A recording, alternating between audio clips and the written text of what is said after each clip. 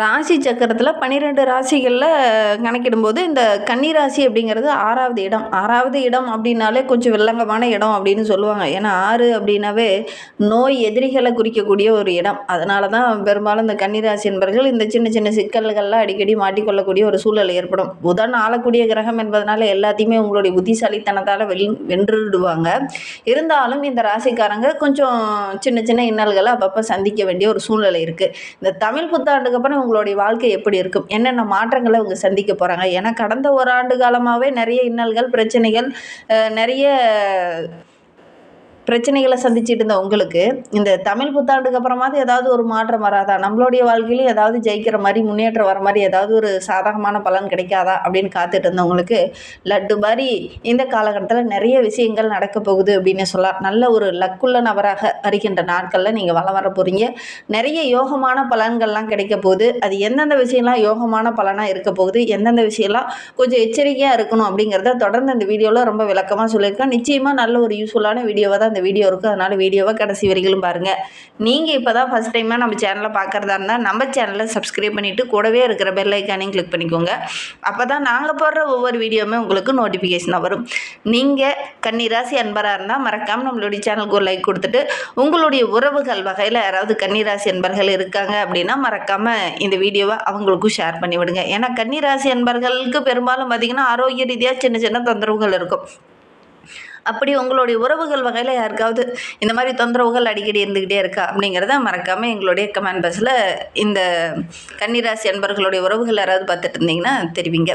சரி, இவங்களுக்கு இந்த பரபவ தமிழ் புத்தாண்டு என்னென்ன மாற்றத்தை கொடுக்க போகுது, எந்த விஷயத்தில் இவங்க கவனமாக இருக்கணும், எந்த தெய்வத்தை வழிபட்டால் எங்களுடைய வாழ்க்கை ரொம்ப சிறப்பாக இருக்கும், தொழிலில் ஒரு வளர்ச்சி, வியாபாரத்தில் ஒரு முன்னேற்றம், வேலையில் ஒரு முன்னேற்றம், இதெல்லாம் முன்னேற்றம் கிடைக்கிறதுக்கு என்ன செய்யணும், கிரக அமைப்புகள் எந்த அளவுக்கு உங்களுக்கு சாதகமாக இருக்குது, எந்தெந்த விஷயத்தில் நீங்கள் இந்த மாதிரி செஞ்சால் ஓரளவுக்கு சாதகமான பலனை எதிர்பார்க்கலாம் அப்படிங்கிறத தொடர்ந்து இந்த வீடியோவில் பார்க்கலாம். இந்த கன்னி ராசிக்கு 7ஆம் இடத்துல தான் சனி பகவானும் குருவோடைய பார்வையும் இந்த காலகட்டத்தில் இருக்கிறதுனால இந்த 7ஆம் இடம் அப்படிங்கிறது நல்ல ஒரு மனைவி ஸ்தானத்தை குறிக்கக்கூடிய இடம். திருமண விஷயத்தில் இந்த காலகட்டத்தில் ஒரு சாதகமான பலன் கிடைக்கும். குருவும் அந்த இடத்துல இருக்கும்போது குருவோடைய பார்வை இருந்தால் தான் திருமணம் போன்ற சுபகாரியங்கள், வீட்டுக்குள்ளேயே ஒரு நல்ல காரியம் நடக்கணும் அப்படின்னா குரு நல்ல இடத்துல இருக்கும்போது தான் அதெல்லாம் நடக்கும். நம்மளுடைய கன்னிராசி என்பவர்களுக்கு குரு நல்ல இடத்துல இருக்கிறார், 7ஆம் இடத்துல இருக்கிறார்.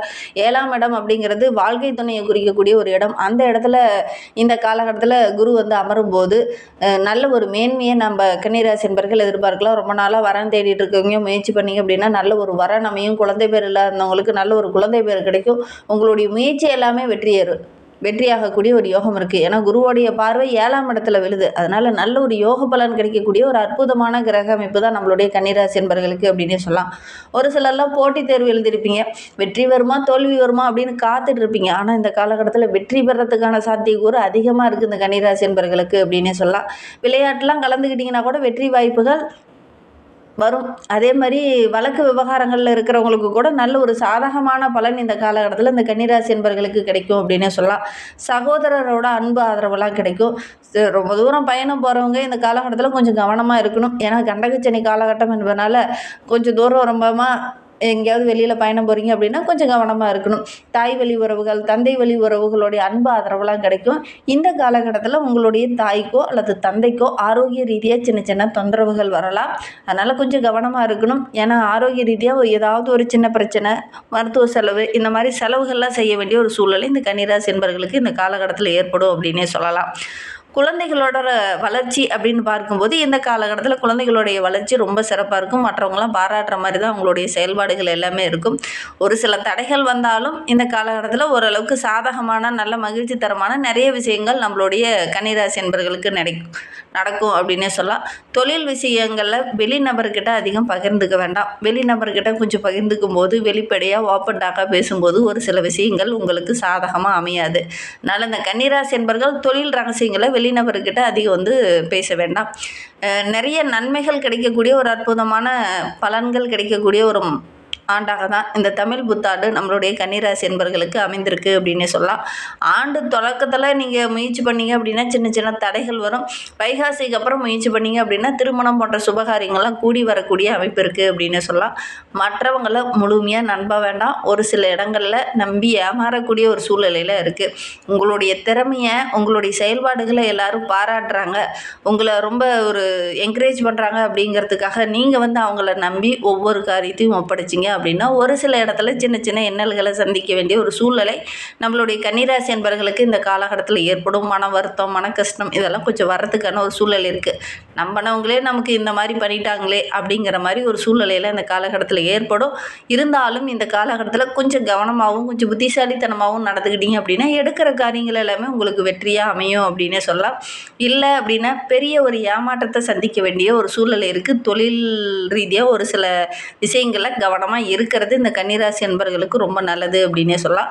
உங்களை நம்பி செய்யக்கூடிய காரியங்கள் எல்லாமே ஓரளவுக்கு முன்னேற்றத்தை கொடுக்கும். உங்களை நம்பி உங்களுடைய உறவுகளோடு சேர்ந்து ஒரு கூட்டம், ஒரு தொழிலோ, ஒரு வியாபாரமோ செய்கிறீங்க அப்படின்னா நல்ல ஒரு முன்னேற்றத்தை கொடுக்கும் அப்படின்னு சொல்லலாம்.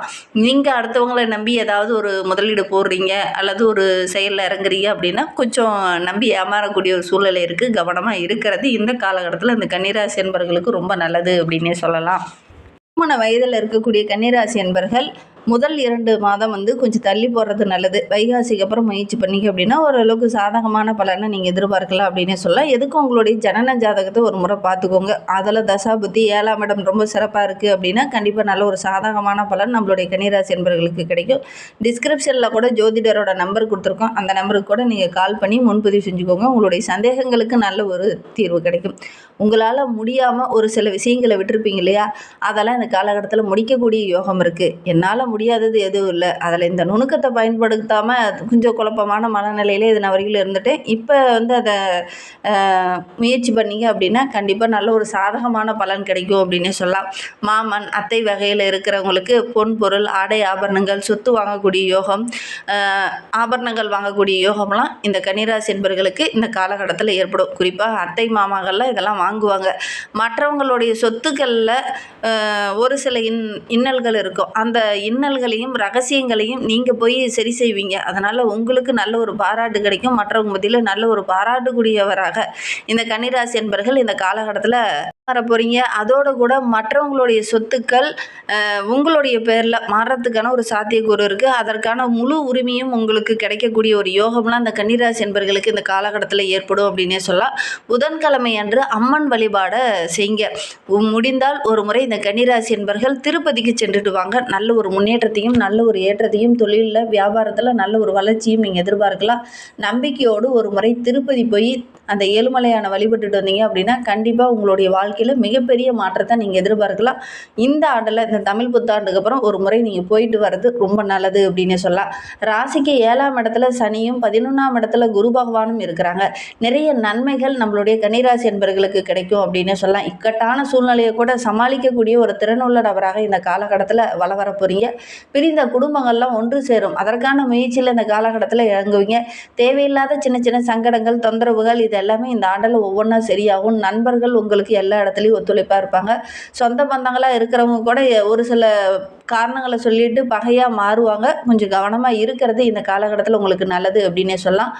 முன்கூட்டியே ஒவ்வொரு விஷயத்திலையும் திட்டமிட்டு செயல்பட்டீங்க அப்படின்னா நல்ல ஒரு வெற்றியை நீங்கள் எதிர்பார்க்கலாம் அப்படின்னே சொல்லலாம். அது தொழிலையாகட்டும், வியாபாரத்திலேயாகட்டும், குடும்ப வாழ்க்கையிலேயாகட்டும் ஒவ்வொரு விஷயத்தையுமே திட்டமிட்டு செயல்படுங்க. அவசரம் காட்ட வேண்டாம்.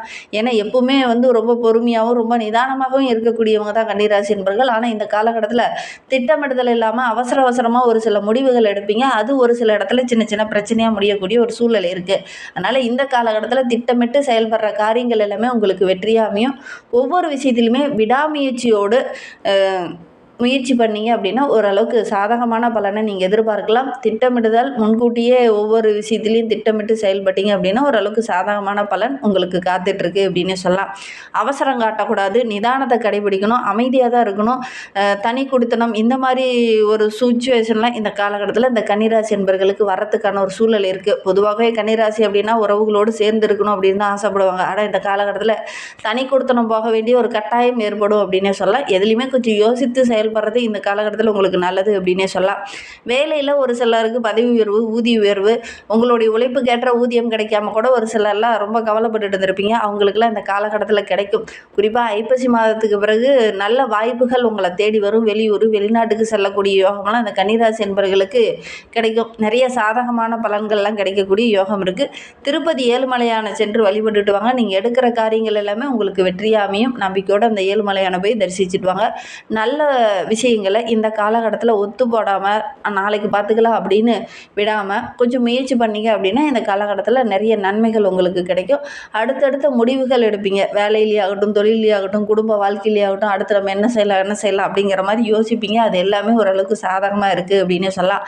நிறைய வேலை செய்ய வேண்டிய ஒரு சூழ்நிலை இருக்குது. வேலைபளு அதிகமாக இருந்தாலும் ஓரளவுக்கு அனுகூலமான பலன் இந்த காலகட்டத்தில் கிடைக்கும் அப்படின்னு சொல்லலாம். முடிந்தால் கீழ் திருப்பதியில் இருக்கக்கூடிய கோவிந்த பெருமாளை போய் வழிபட்டுட்டு வாங்க. கண்டிப்பாக நல்ல ஒரு சாதகமான பலன் கிடைக்கும். நம்பிக்கையோடு இதை மட்டும் செஞ்சு பாருங்கள். குடும்ப விஷயங்களில் வெளிநபர்கள் தலையிட்ட கொஞ்சம் குறைச்சிக்கிறது நல்லது. மற்றவங்க குடும்ப விஷயத்துலையும் நீங்கள் கொஞ்சம் தலையிட வேண்டாம். இந்த 2 விஷயத்தையும் மட்டும் இந்த தமிழ் புத்தாண்டுக்கு அப்புறம் இந்த கன்னிராசி அன்பர்கள் கரெக்டாக ஃபாலோ பண்ணுறது நல்லது.